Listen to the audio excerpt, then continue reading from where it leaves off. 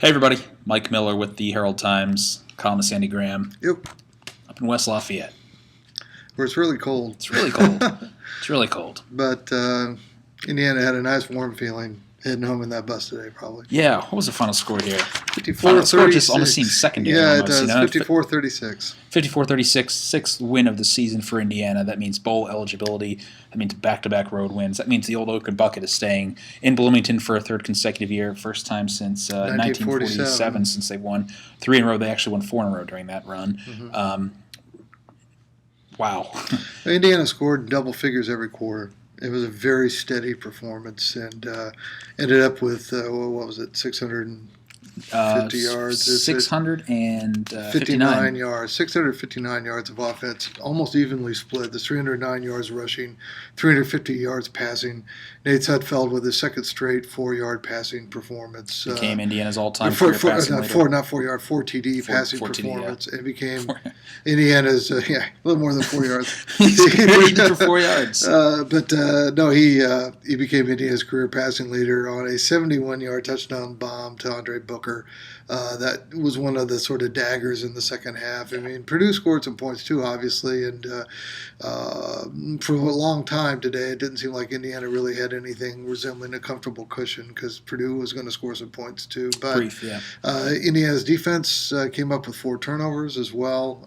6 sacks. I think it was, and Nick Mangieri played like a senior. I meant to get that into my column, there were a lot of guys who answered the bell today, and for this senior class especially, I think that they constitute the first full recruiting class, true recruiting class in the Kevin Wilson era. The previous one was shared with the Bill Lynch staff. And Kevin Wilson always said that these are the guys that he really felt and hoped would be the guys to eventually shift the direction. And he knew it wouldn't happen overnight. People have compared it to turning around an ocean liner. It's going to take a little while to get the positive momentum going. But these guys, Anthony Crucero, after the game today, was talking about how way back in June of 2012, these guys all congregated in a lounge in Ashton dorm and talked about being the guys to try to turn the program around. And this is the first bowl bid since 2007. It's only the 9th in school history. Amazing. It's a big deal for Indiana to go to a bowl, however they get there, and however it gets there. And I think that today was a good day for Indiana football. Yeah, Corsaro was actually a hoot. That was a very loud, very boisterous. They were having fun in that locker room tonight. I think even Kevin Wilson was dancing at one point. Very loud, very loud, very. This had been building for a long time. Mm-hmm. Actually, Corsaro walked out of that locker room at one point. We were converging outside of it, and he just yells to all of us, "Kevin Wilson for president!" Like it was. That was Corsaro. It was Corsaro. Yeah. Can't mistake that voice. He's probably the loudest guy on this team. But yeah, as I said, this has been building for weeks throughout the heartbreak, the close losses, the near misses, coming so close for years, really. Coming so close a couple years ago, even last year. Last year it seemed to be pointing in this direction too. I think if Sudfeld doesn't get hurt last year, they have a real chance to break through last year. And as you say, this year, it partially it is a real release of emotion and tension because there were so many close losses this year. Mm-hmm. You're thinking, okay, they start out 4-0. That gives them 8 cracks at getting 2 more wins, and you're thinking, this is a pretty decent football team, all things considered, with the secondary being the only real glaring weakness. And it was just close but no cigar for several weeks against some of the best teams in the country, not just the Big Ten. And so it became a burden for them to bear. And yet, I think they always believed in themselves. They always believed that they were a winning kind of team. And they showed that the last 2 weeks.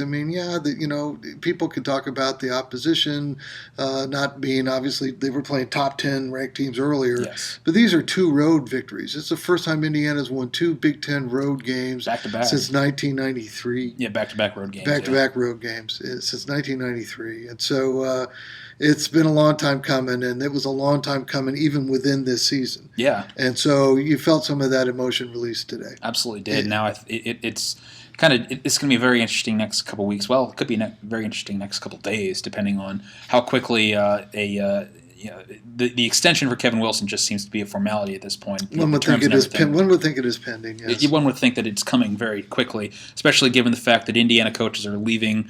They're spreading out, going recruiting over the next 13 days. And they're it's leaving a tomorrow. Crucial period. And this is when you really make a dent in some of these classes when you get some of your guys. That extension, if it's going to come, it's going to come pretty quickly. Right. And I agree. I think you had a really good column today in today's paper, Andy, just discussing beyond the wins and losses. And hey, anyone who went into this game thinking Indiana needed to win to keep Kevin Wilson's job safe was just wrong. In my opinion. I don't mean to be totally dismissive. Not just your opinion. I think it's been pretty clear, and I think Fred Glass has made it overtly clear, especially recently, not only in this sport, but in a few others, that he doesn't make a lot of decisions just based on one game. No, he said that today, and basically said that it's always about the body of work. It's always about whether progress is being made. It's always about the actual overall state of the program, in his view. It's not going to come down to one day, and it's never going to come down to one day. He wouldn't exactly go there today, but no, but with Fred, the way he put it, it's going to be the preponderance of the evidence. I mean, and what he feels the judgment should be. And I don't think even had Indiana lost today that Kevin Wilson was going to be exiting. I think he was going to be here.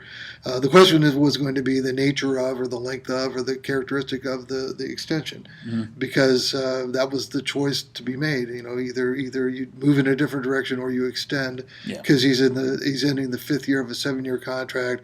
Recruits need to know. Everybody needs to know the stability of the program, the future of the program. It's all riding on it, and so I think that'll be forthcoming relatively soon, unless we miss our guess on that. Yeah. Well, this was obviously just an overall feel-good day, and I think honestly, some of the best feel-good moments. I mean, it was a total. Everyone had some part, especially offensively, defensively. Too, you mentioned Nick Mancheri, but I thought it was really neat, really cool just to see some of the guys contribute, like Andre Booker, Andrew Wilson, even Ben Bach was in there making a few plays. Some walk-ons, former walk-ons, Mitchell Page. I mean, actually, Andre Booker was actually a former scholarship guy back as a walk-on this season. That's right. Just kind of interesting to see guys like that, freshmen like Brandon Knight, now former left tackle, possibly future left tackle, now playing tight end, catches a 20-some yard touchdown pass. It was kind of neat to see some of these other guys break through too. And Nate Sudfeld said that to him kind of defines this program right now, is that it's deep enough that guys can step up, but there are other guys who can play. Even guys who came as walk-ons can contribute, and to him, that's representative of the overall strengthening of the program over the last few years. Absolutely. And I think that look, they had no Jordan Howard, and Jordan Howard is one of the very best running backs in the country, and they didn't have him the last 2 weeks. They didn't have him for almost half the season, really. I mean, he and Nate both got hurt in the Ohio State game, and he missed some time after that. He wasn't fully healthy. So consider that too. I mean, this team was able to take that in stride as well. Even a guy of that caliber being gone. Now, did it cost him? Yeah, I'm pretty sure it cost him. It was one of the main factors that they weren't able to hold off Rutgers. I think if Jordan Howard plays in that game, Rutgers does not win that game. Yes. For example, but it was still a bad meltdown, and that's really the only serious blemish on this season from an Indiana point of view, in my opinion. In terms of all the other games were very competitive. They made a pretty good account of themselves in pretty much all the other games. Fred had a good quote about that. Yeah, he did. He said the losses have been, and he was talking about going up against that many top 10 teams, that many top 15 teams ranked in a row, and all of that. He said the losses were disappointing, but they were not discouraging, and I think that's exactly right. And in fact, he said. He took that quote from Kevin Wilson, and I think that's exactly right. I agree with it, and I think that there's no reason for Indiana fans to be discouraged now. They should be encouraged. This really helps the program. It helps with recruiting. They get extra weeks to practice, which is big for program development, especially for younger players. They get to get healthy. Get some guys healthy and maybe get to come back and play. And they get extra media attention. They get extra fan interest. Kevin Wilson said, "I'll just enjoy being able to spend more time around these guys," because he really clearly cares about these guys because of the way they have approached their job, the way they have approached things, even in adversity, the way they refuse to get discouraged and refuse to quit. When they got down 21-3 at Maryland in a game, everybody kind of knew they really had to win. Their response was a 44-7 run. Yeah. He likes this team. He likes the players on this team, and I think that was reflected in what we saw today too. Out on the field, the players buy in. The players like each other. They play hard for each other. It's just pretty obvious at this point, and that speaks to me of a healthy program. It's been obvious for a while. I mean, I've always gone back to even last season, the second half, those final 6 games without Nate Sudfeld. You're basically not playing for a whole lot, playing for the bucket yet again, and yet that team didn't quit. Led Ohio State in the second half. I mean, it's been pretty clear for a while. Actually, Fred Glass had another great quote today. What was this quote about beer and bowl? But was it bowl games are like cold beer? There aren't many bad ones. There aren't many bad ones. That's so now the next step is figuring out where Indiana goes from here. They're going bowling, just not sure where. Won't know until Sunday afternoon, Sunday evening when all the conference stuff is wrapped up. Still a lot of games to be played, not only tonight but in the next week too when you look at the conference pictures around the country. Should know something Sunday afternoon, Sunday evening, and from there we'll figure it out. A lot of options just through the Big Ten and otherwise.